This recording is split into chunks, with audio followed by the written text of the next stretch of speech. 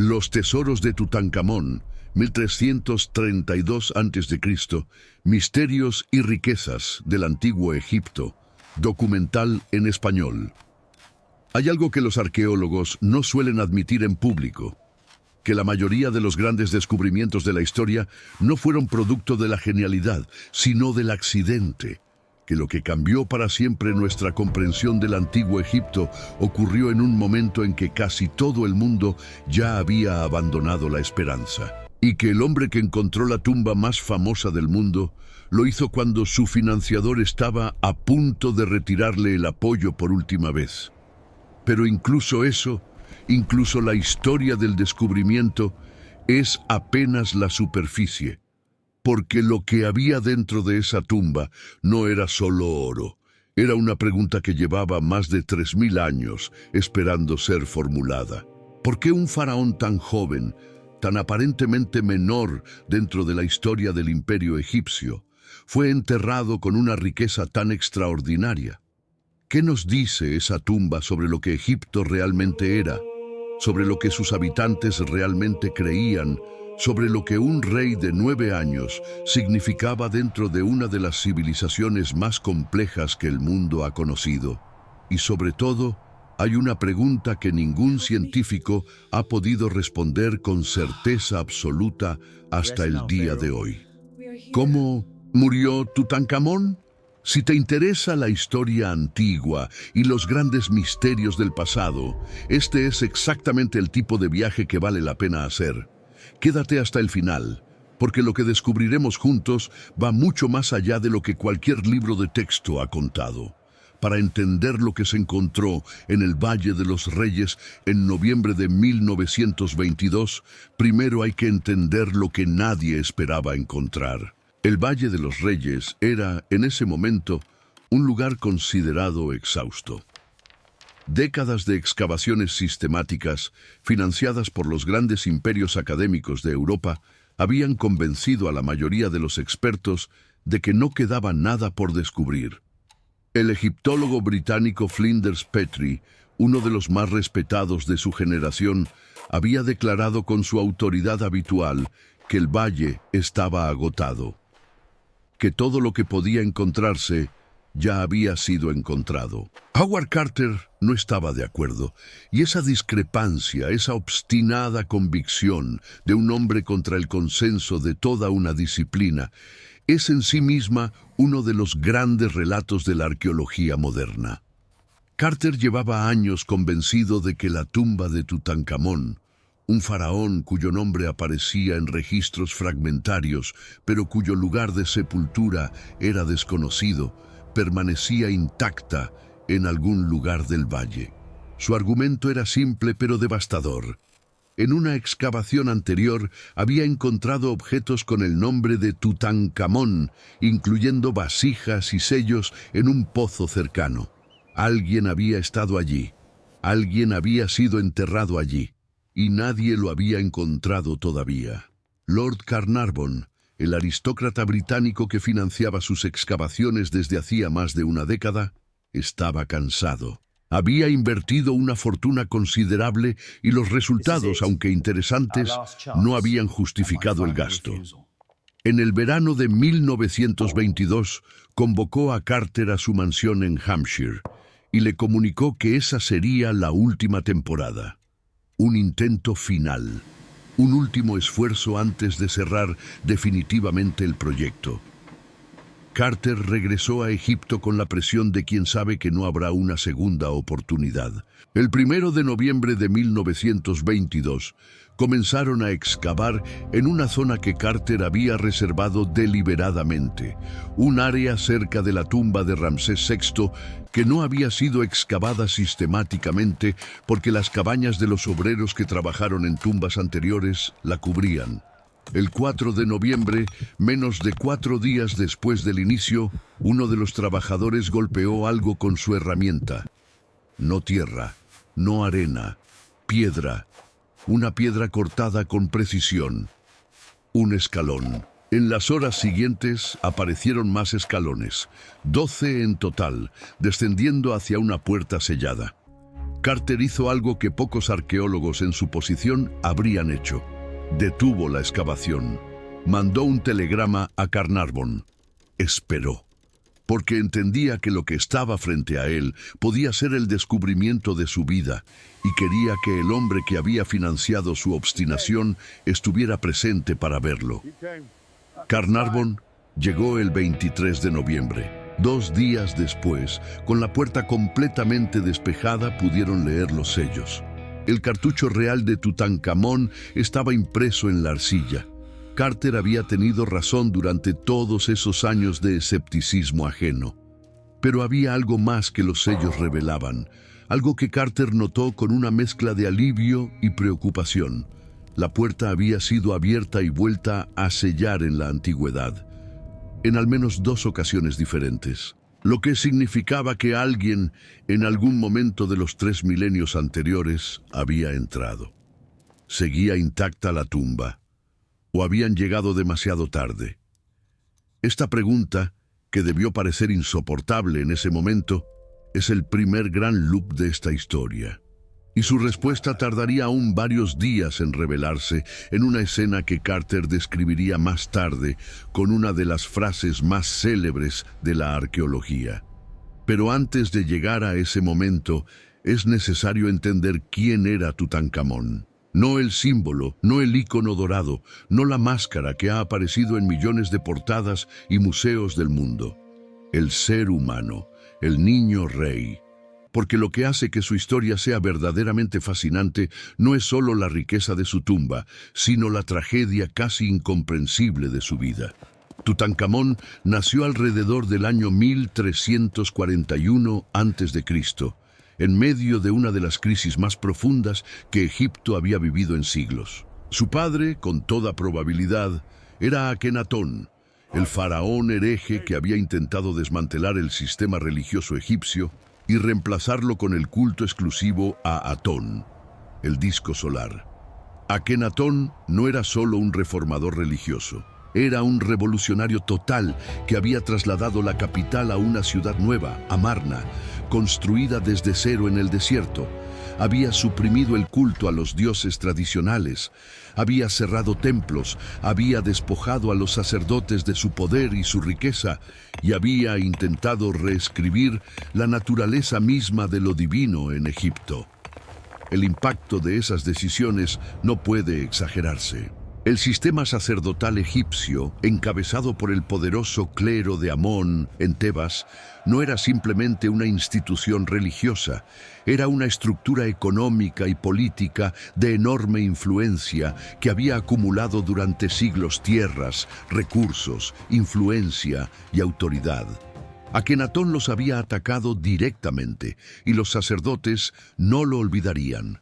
Cuando Akenatón murió, alrededor del año 1336 a.C., dejó tras de sí un país en un estado de profunda fractura, un sistema religioso desmantelado pero no destruido, una capital nueva y artificial, sin raíces ni legitimidad, un ejército debilitado por años de diplomacia descuidada y un heredero que tenía aproximadamente 9 años.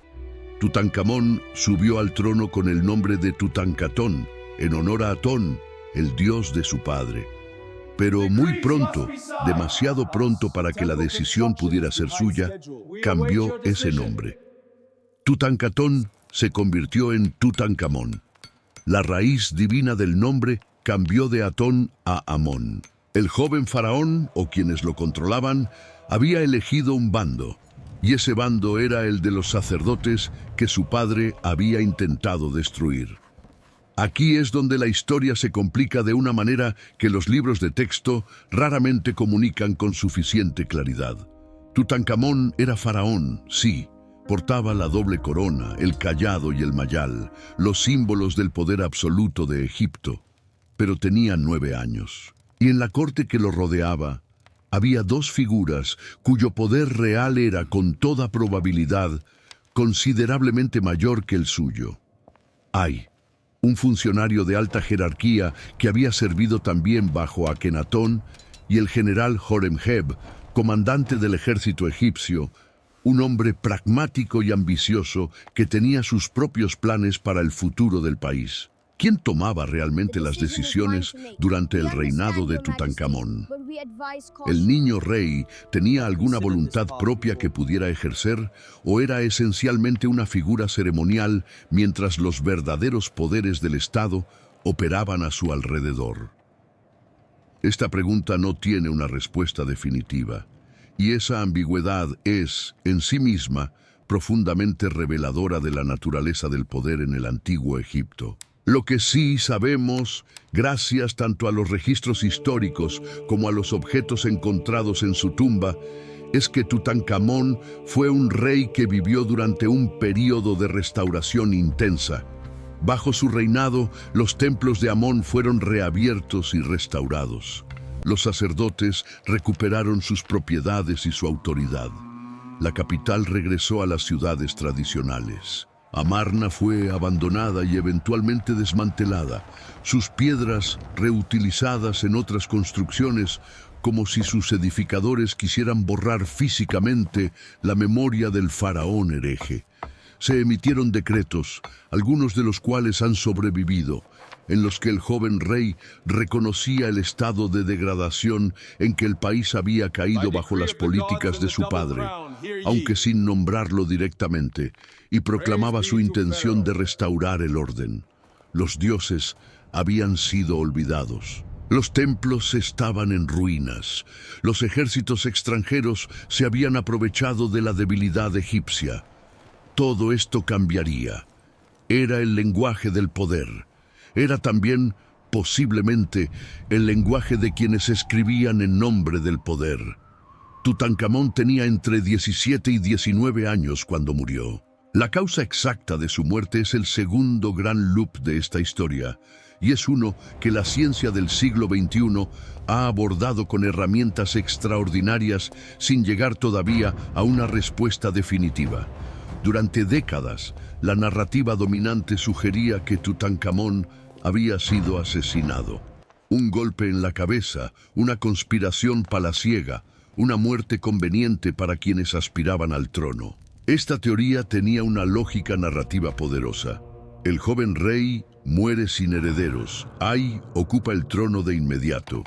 Y después de Ay viene Horemheb, quien emprende una campaña sistemática de borrado de la memoria de Tutankamón. Ay y todo lo relacionado con el período de Amarna. Nombres eliminados de monumentos, imágenes destruidas, el intento deliberado de hacer como si ese período nunca hubiera existido. Si alguien tenía motivos para querer que Tutankamón desapareciera, Horemheb parecía ser el candidato más obvio, y la eliminación posterior de su memoria sugería, al menos para algunos investigadores, una conciencia de culpa. Pero la ciencia complicó esta narrativa. En el año 2010, un equipo internacional de investigadores publicó los resultados de un análisis exhaustivo de la momia de Tutankamón, que incluía tomografía computarizada, pruebas de ADN y análisis toxicológico. Los resultados fueron reveladores y, al mismo tiempo, desconcertantes. El análisis de ADN confirmó que Tutankamón era hijo de Akenatón y que su madre era probablemente una hermana del propio Akenatón, lo que significa que era producto de una unión entre hermanos, una práctica que, aunque existía en la familia real egipcia por razones de pureza dinástica, tenía consecuencias biológicas documentadas. Tutankamón sufría de múltiples condiciones de salud que habían sido invisibles mientras la momia era simplemente contemplada.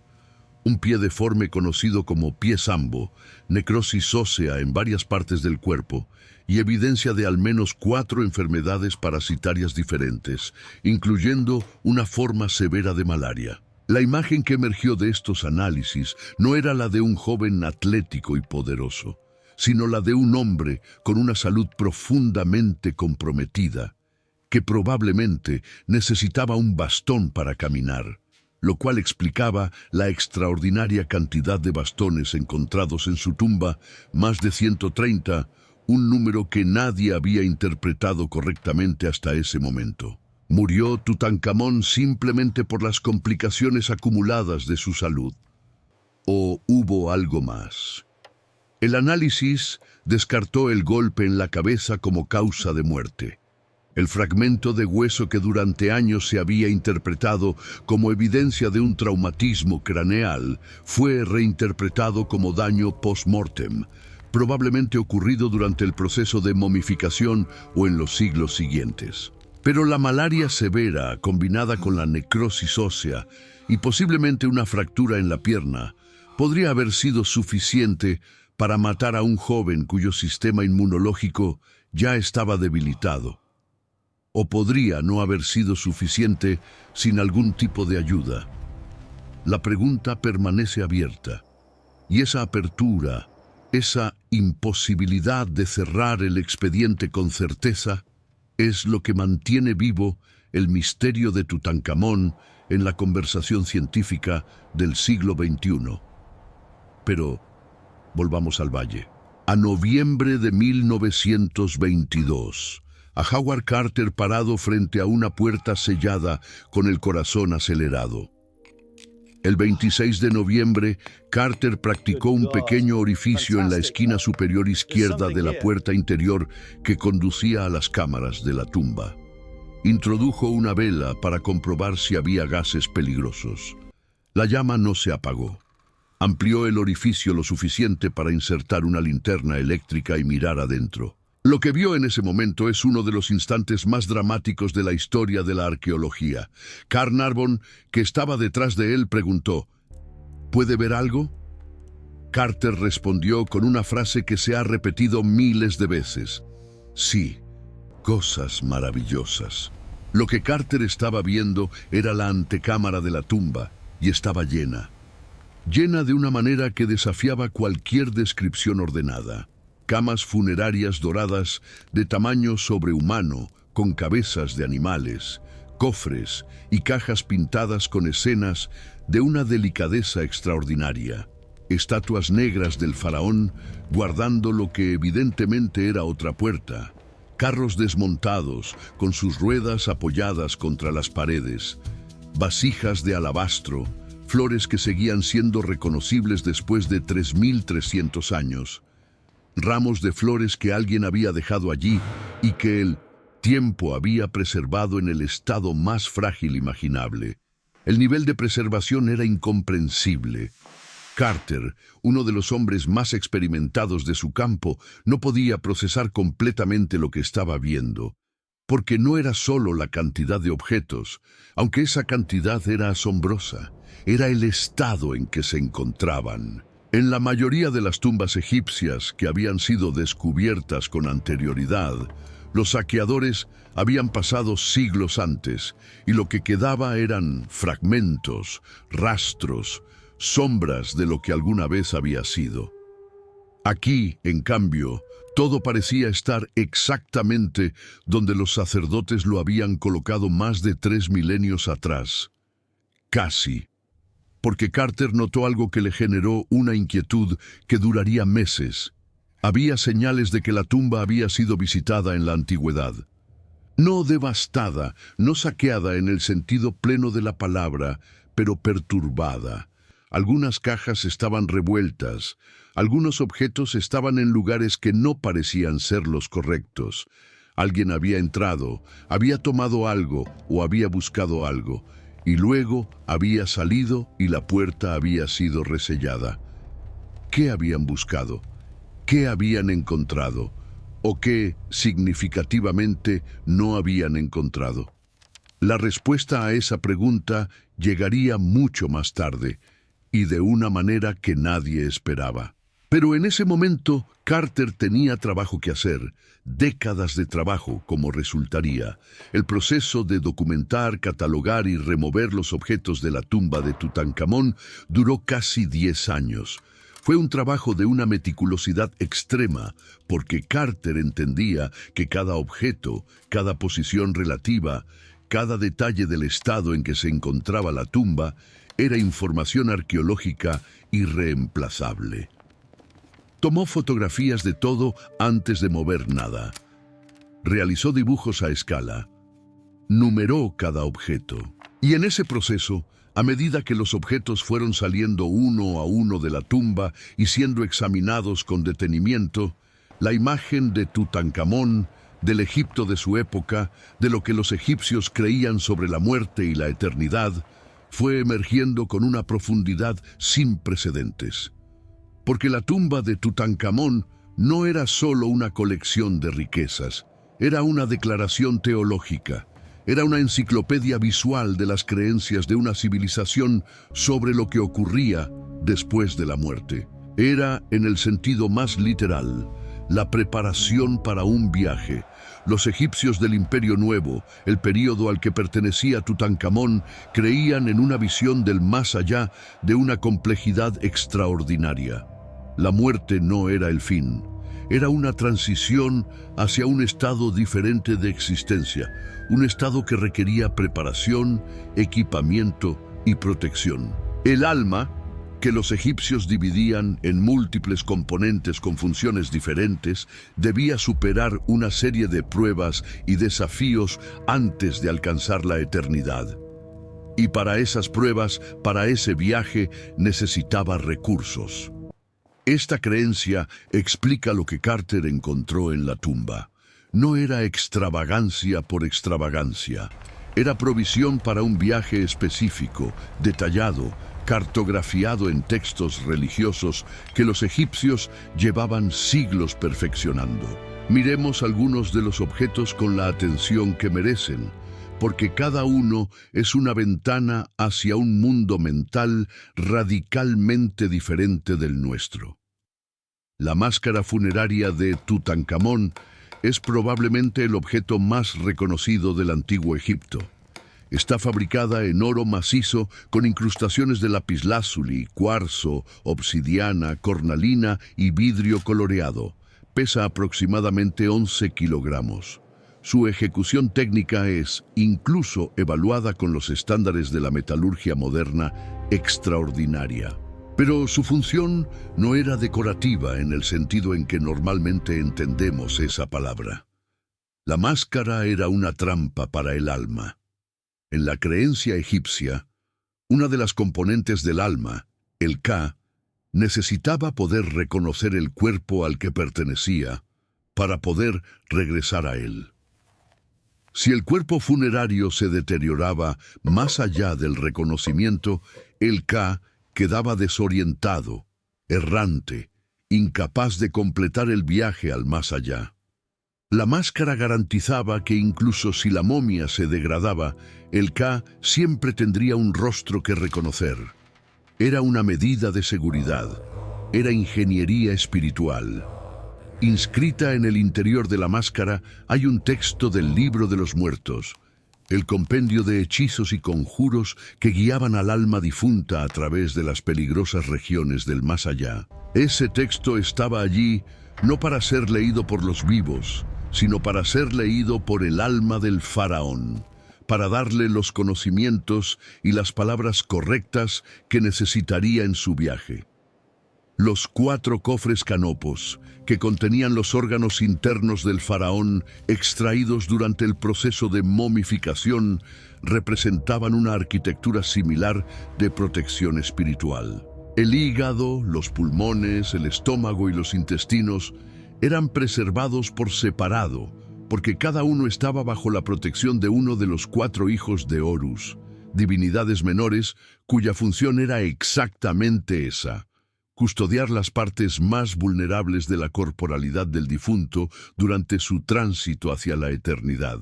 Las estatuillas Shaptis, de las que se encontraron más de 400 en la tumba, tenían una función completamente diferente. En el más allá egipcio, el difunto podía ser llamado a realizar trabajos. No había excepciones, ni siquiera para los reyes. Los Shaptis eran sustitutos, pequeñas figuras antropomorfas que responderían por el difunto cuando su nombre fuera pronunciado, tomando su lugar en cualquier tarea que el más allá demandara. Tener 400 Shaptis significaba tener 400 sustitutos listos para cualquier contingencia, y luego estaba el trono. El trono dorado de Tutankamón es para muchos historiadores del arte el objeto más hermoso de toda la colección. Está recubierto de oro y plata con incrustaciones de piedras semipreciosas y vidrio colorido, y en su respaldo hay una escena pintada en colores que siguen siendo extraordinariamente vivos.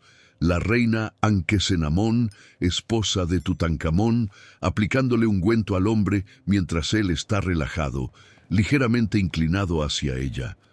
Una escena íntima, una escena privada, una escena que, en el contexto de toda la iconografía oficial del Antiguo Egipto, es casi sin precedentes en su humanidad cotidiana. Pero hay un detalle en ese trono que durante años fue ignorado y que cuando fue correctamente interpretado cambió la comprensión que los historiadores tenían del período. En el trono, los nombres del rey y la reina aparecen escritos con las formas propias del período de Amarna, las formas que hacen referencia a Atón y no a Amón. El objeto fue fabricado, con toda probabilidad, antes del cambio de nombre. Es un fósil del período de transición, un objeto que escapó a la restauración sistemática de la memoria histórica, que quedó guardado en la oscuridad de la tumba, mientras el mundo exterior era reescrito. Ese trono es, en cierto sentido, el objeto más honesto de toda la tumba. El que nos dice, sin ambajes, que el niño que fue enterrado allí comenzó su vida con un nombre diferente, bajo un Dios diferente, en un mundo que su padre había intentado construir y que fue demolido antes de que él tuviera edad suficiente para comprenderlo del todo. En la cámara del tesoro, separada de la cámara funeraria principal por una puerta dorada que guardaban dos estatuas, estaba el objeto que más tiempo tardó Carter en abrir y examinar: el santuario canópico. 4 santuarios de madera dorada, uno dentro del otro como muñecas rusas de un orden divino, conteniendo en su interior una urna de alabastro dividida en 4 compartimentos donde descansaban las vísceras del faraón, cada una protegida por una pequeña escultura de extraordinaria belleza que representaba a las diosas Isis, Neftis, Selket y Neith, con los brazos extendidos en gesto de abrazo protector. El nivel de cuidado invertido en la protección de los órganos internos de un joven rey que vivió apenas 19 años dice algo profundo sobre cómo los egipcios entendían la relación entre el cuerpo y la eternidad. No había parte del ser humano que pudiera ser descuidada. No había detalle que fuera menor, porque en la cosmología egipcia la integridad del cuerpo no era un asunto estético. Era la condición necesaria para la inmortalidad. Y la inmortalidad no era una metáfora, era un programa. Ahora es necesario hablar de algo que no puede ignorarse en ningún relato honesto sobre Tutankamón: la maldición. Porque si hay un elemento de esta historia que ha persistido con una tenacidad que desafía toda explicación racional, es la idea de que la apertura de la tumba desencadenó algún tipo de fuerza sobrenatural que castigó a quienes se atrevieron a profanarla. La historia comenzó, como tantas leyendas, con una coincidencia que no podía ignorarse. Lord Carnarvon murió el 5 de abril de 1923, menos de 5 meses después de la apertura oficial de la tumba. Tenía 57 años. La causa oficial de su muerte fue una infección generalizada originada por una picadura de mosquito que se había infectado durante el proceso de afeitado. Una muerte mundana, una muerte sin grandeza dramática. Pero el momento era demasiado conveniente para que los periódicos de la época lo dejaran pasar sin interpretación. Y un relato publicado por el novelista Arthur Conan Doyle, que era también un creyente comprometido en el espiritismo, sugiriendo que elementales guardianes podrían estar detrás de la muerte de Carnarvon, fue suficiente para encender la imaginación del público. La maldición de los faraones se convirtió, de la noche a la mañana, en uno de los grandes temas de la cultura popular del siglo XX. La realidad es más prosaica, aunque no completamente libre de intriga. En los años siguientes a la apertura de la tumba murieron varias personas que habían tenido contacto con ella, algunos a edades avanzadas, de causas completamente naturales. Otros en circunstancias que podían interpretarse de manera más siniestra si uno estaba dispuesto a buscar esa interpretación. La prensa fue generosa en su disposición a buscarla.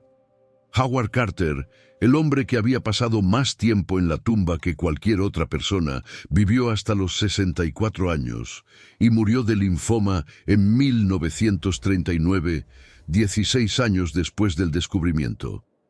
Si había una maldición, fue notablemente ineficiente en su objetivo más obvio. En la década de los 90, el investigador Mark Nelson publicó un estudio en el British Medical Journal en el que analizó sistemáticamente la esperanza de vida de las personas que habían estado presentes durante los momentos clave de la apertura de la tumba, comparándola con la de un grupo de control de personas que habían estado en Egipto en esa época, pero sin contacto con la tumba. La conclusión fue clara. No había diferencia estadísticamente significativa en la longevidad de ambos grupos. Pero la ciencia rara vez mata una buena historia. Y hay, en la maldición, una ironía que merece ser señalada. Los propios egipcios sí creían en la protección sobrenatural de las tumbas. Hay textos encontrados en otras sepulturas, aunque no en la de Tutankamón, que contienen advertencias explícitas contra los profanadores. Los egipcios no necesitaban de la mitología moderna para creer que sus muertos podían protegerse. Lo habían creído durante siglos. La pregunta es si esa creencia tenía algún correlato con la realidad, y si la respuesta es que no, si eso hace que la creencia sea menos fascinante o simplemente más humana. Hay otro misterio en la tumba de Tutankamón que ha surgido con fuerza en años recientes y que podría, si se confirma, convertirse en el descubrimiento arqueológico más significativo del siglo XXI. En el año 2015, el egiptólogo Nicholas Reeves publicó un artículo en el que proponía, basándose en análisis de alta resolución de las paredes de la tumba, que detrás de los muros pintados de la cámara funeraria podría haber cámaras adicionales, cámaras que habían sido selladas y luego ocultadas bajo la decoración que Carter había visto. Reeves fue más lejos en su hipótesis. Sugirió que esas cámaras podrían contener la tumba de la reina Nefertiti, la esposa de Akenatón y madrastra o madre de Tutankamón, cuya momia no ha sido encontrada hasta la fecha. La idea era que la tumba de Tutankamón podría haber sido originalmente preparada para Nefertiti y que cuando el joven faraón murió de manera imprevista y sin tiempo para preparar una tumba propia, fue enterrado en un espacio que había sido adaptado apresuradamente de una tumba más grande. Esta hipótesis explicaría varias anomalías que Carter había notado, pero no había podido explicar satisfactoriamente. El tamaño relativamente pequeño de la tumba en comparación con la de otros faraones del mismo período, la disposición inusual de algunas de las cámaras y ciertos detalles en la pintura mural que sugerían trabajo apresurado en la decoración. Entre los años 2015 y 2017, equipos de investigadores utilizaron técnicas de radar de penetración de suelo para intentar verificar o refutar la hipótesis de Reeves. Los resultados fueron contradictorios. Un equipo informó que los datos eran consistentes con la existencia de espacios vacíos detrás de los muros norte y oeste de la cámara funeraria. Un segundo equipo, con equipos diferentes, informó que no encontraba evidencia de tales cavidades. La controversia continúa, y es, en su controversia misma, profundamente reveladora. Incluso con todas las herramientas del siglo XXI, incluso con radar y tomografía y análisis de ADN, la tumba de un rey que murió hace más de 3.300 años sigue guardando secretos que no podemos leer con certeza. Hay una cámara oculta. ¿Está Nefertiti allí? o el espacio vacío que algunos instrumentos parecen detectar es simplemente una irregularidad en la roca, una grieta natural, un vacío sin contenido histórico. La única manera de saberlo con certeza sería perforar la pared. Y nadie todavía ha tomado esa decisión. Aquí es necesario hacer una pausa y pensar en lo que eso significa. El objeto arqueológico más famoso del mundo, la tumba que más libros ha inspirado, que más visitantes ha atraído, que más debates ha generado, podría contener en su interior otro secreto que permanece intacto. Hay arqueólogos que creen que la respuesta está a menos de 1 metro de profundidad detrás de una pared pintada, y la razón por la que nadie ha perforado esa pared no es falta de tecnología ni falta de curiosidad, es, paradójicamente, respeto. Respeto por la posibilidad de que lo que está ahí adentro sea demasiado valioso para arriesgarlo con una intervención que podría dañarlo. Este dilema entre el deseo de saber y el deber de preservar es, en sí mismo, uno de los debates más importantes de la arqueología contemporánea. Y la tumba de Tutankamón está en su centro. Para entender completamente la magnitud de lo que Carter encontró en ese noviembre de 1922, hay que situar el descubrimiento en su contexto histórico más amplio. Hay que entender lo que significaba el antiguo Egipto, no como un escenario de aventuras arqueológicas, sino como una civilización real, con sus complejidades, sus contradicciones y su extraordinaria duración en el tiempo. El periodo en el que vivió Tutankamón, el Imperio Nuevo, fue el apogeo del poder egipcio en el sentido más expansivo de la palabra. Egipto controlaba territorios que se extendían desde la actual Sudán al sur hasta el Líbano y partes de Siria al norte. Sus faraones recibían tributos de reyes que los llamaban sus padres y pedían ser llamados sus hijos. Los templos de Karnak y Luxor, construidos y ampliados durante este periodo, siguen siendo algunos de los complejos arquitectónicos más impresionantes que la humanidad ha producido. Y todo eso fue construido no con maquinaria industrial, ni con tecnología moderna, sino con conocimiento, con organización, con una comprensión de la ingeniería que todavía nos maravilla en aspectos específicos. ¿Cómo movieron piedras de 200 toneladas sin grúas? ¿Cómo mantuvieron estándares de precisión en construcciones que se extendían por kilómetros sin instrumentos electrónicos de medición? ¿Cómo coordinaron a decenas de miles de trabajadores en proyectos que duraban décadas? Las respuestas que tenemos son parciales y siguen siendo objeto de debate. Lo que sí sabemos, gracias a la arqueología de las últimas décadas, es que los constructores de las grandes obras egipcias no eran esclavos en el sentido que el imaginario popular ha asumido durante mucho tiempo. Eran trabajadores organizados en cuadrillas, con salarios en especie, con sistemas de salud y alimentación, con días de descanso y rituales religiosos. El descubrimiento de los barrios de trabajadores en Giza, en la década de los 90 del siglo pasado, cambió radicalmente la imagen que teníamos de cómo se construyó el Egipto monumental.